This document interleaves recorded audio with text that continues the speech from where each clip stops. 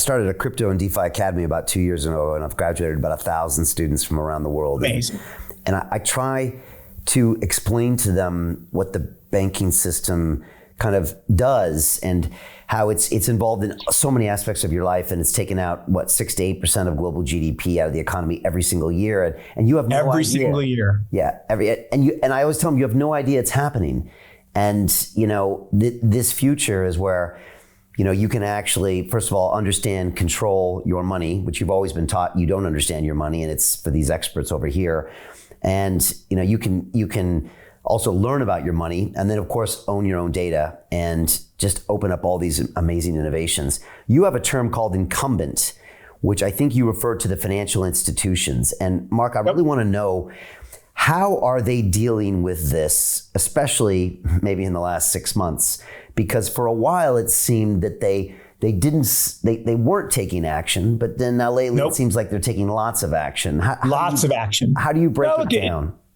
It's back to the quote, and I wish I could remember the guy who actually said it, because everyone thinks it was not Mandela.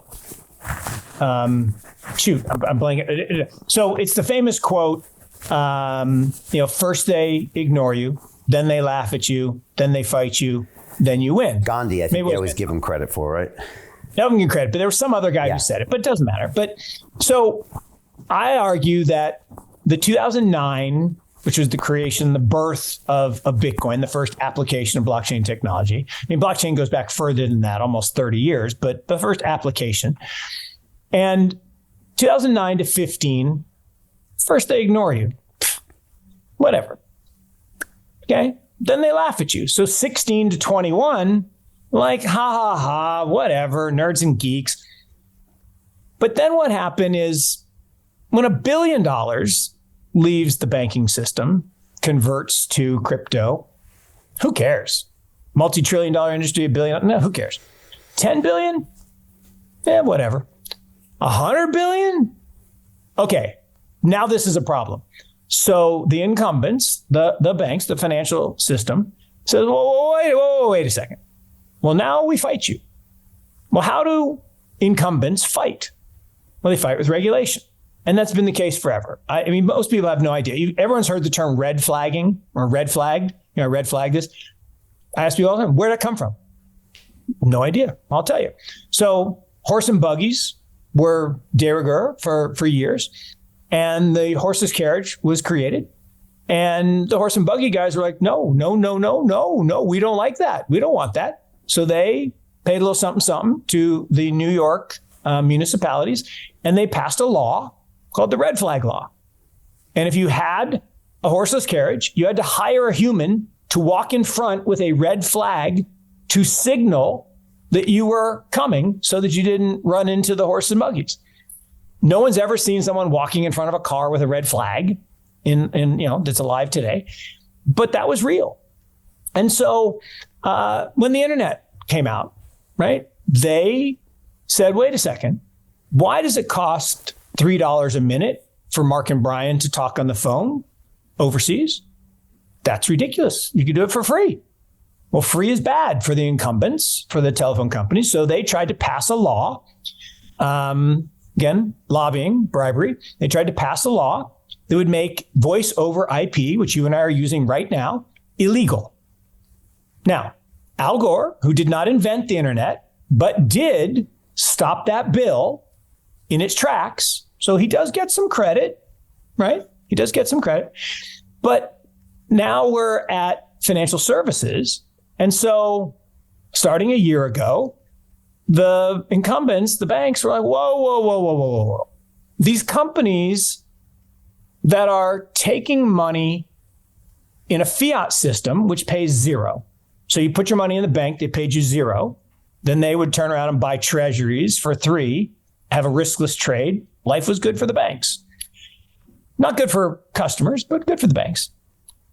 You could take your money out. You could buy a stable coin, deposit it at a Celsius or a BlockFi or Voyager, and they would pay you 6% because there was a trading company that would use that stable coin as the other side of a long-short transaction, and they'd pay 15%. So you lend at 15%, you pay 6%, you make a nice spread, everybody's happy. Well, except the banks. So the banks called on the regulators to basically shut them down. They all got shut down. Then FTX comes in. Turns out there's a bunch of fraud. So now you got this whole specter of, fraud. Oh, it's a crypto failure. Oh, no. Bad person doing bad things, right? The FTX people stole money, which caused, you can't call them banks, but online financial services or decentralized financial services companies to have asset liability problems, which made them, to go into restructuring. But banks restructure all the time, right? We've had 538 banks fail since the global financial crisis. Forget the global financial crisis. Today, another one failed, Silicon Valley Bank. So it's not a big deal. They get restructured, they get merged in, everybody's fine.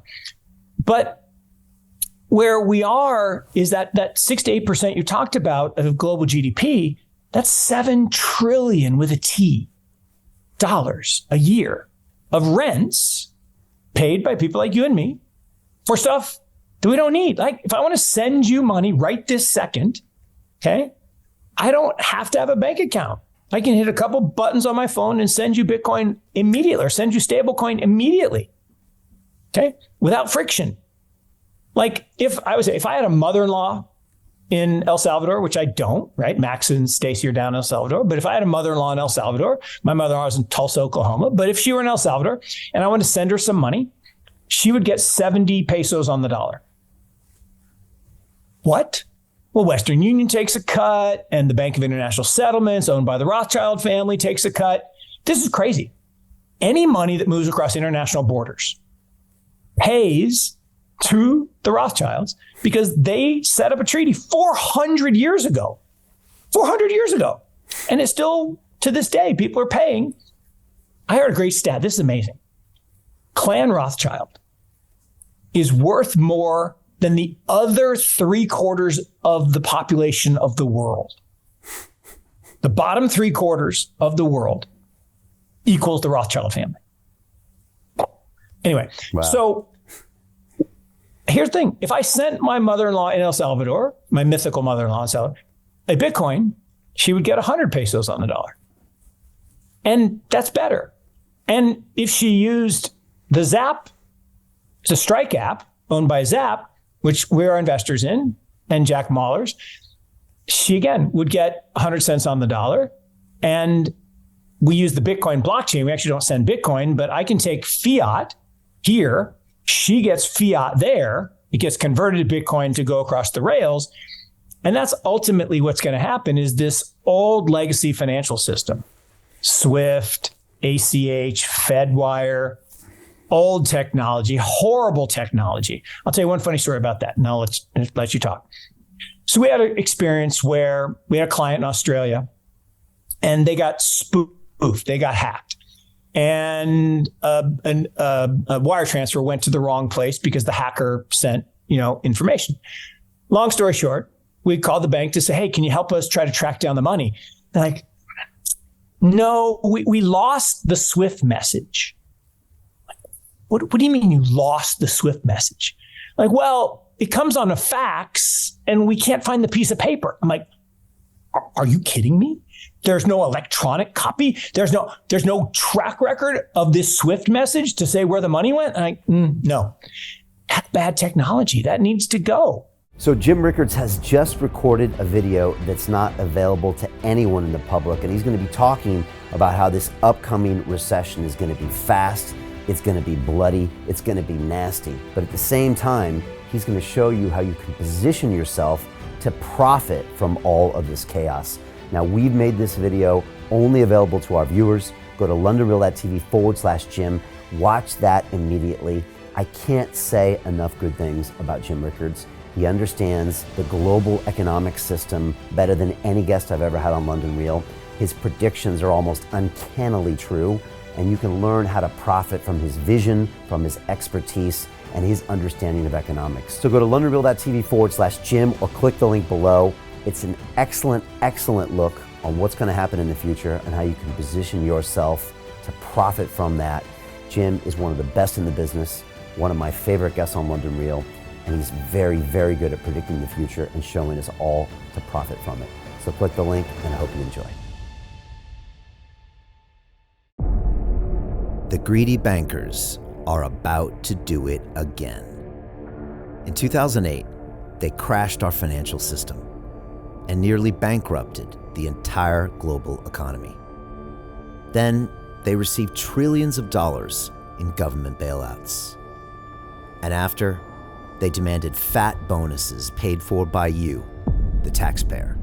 It turns out the banks haven't just been screwing the American taxpayers, they're also screwing over their investors. Turns out the banking industry is the worst place you could put your money, despite enormous taxpayer bailouts. Now the bankers are back to take away your financial freedom. They lie and tell you that cryptocurrency isn't safe. They try to make it illegal for you to choose how to invest your hard-earned money. They lie and say cryptocurrency is used by money launderers and criminals. But look at the record. It's the banks themselves that launder hundreds of billions of dollars every year to the biggest criminal operations in the world. Leaked documents have revealed how some UK banks have helped criminals, money launderers and Russians under sanctions. American authorities discovered that the Sinaloa cartel moved $881 million through HSBC accounts as bank officials turned a blind eye to the illegality. The bankers lie and say cryptocurrency is not a real investment. Meanwhile, the smartest CEOs in the world are buying billions and billions of it. The truth is that banks lie about cryptocurrency because it makes them scared.